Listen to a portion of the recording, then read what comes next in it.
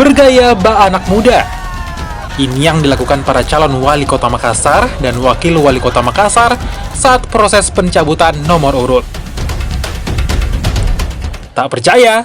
Coba lihat lebih dekat. Ada paslon nomor 4 Arsyid Amri dan Abdul Rahman Bando misalnya. Mereka menggunakan kaos bergambar anime atau tokoh kartun dalam film animasi. Atau paslon lainnya, Andi Seto Asapa, Reski Mulfiati Lutfi, yang sesekali menggunakan gestur tubuh anak milenial. Dan ada juga Ilham Ari Fauzi, yang memang anak milenial yang jadi pendamping Indira Yusuf Ismail.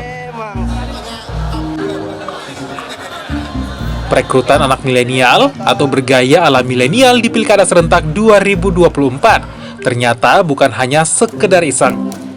Para kandidat tengah bertarung memperebutkan suara anak muda.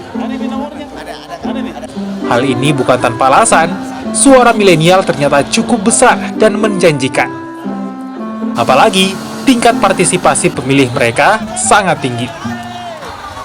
Kalau mau menjadi pemenang, seandainya ada yang bisa mengkaplik gitu suara anak muda, itu pemenang. Dari Pilpres yang lalu itu hitungan KPU sekitar 50 plus. Ya, artinya lebih dari 50% pemilih itu pemilih pemula. Suara kaum milenial yang menjanjikan ini bisa jadi lumbung suara bagi para kandidat. Namun bukan berarti menarik suara mereka mudah. Pasalnya, kaum milenial dikenal punya karakter tersendiri dan tak bisa digurui, bahkan tak juga mempan dengan money politik. Tim Liputan, Kompas TV, Makassar.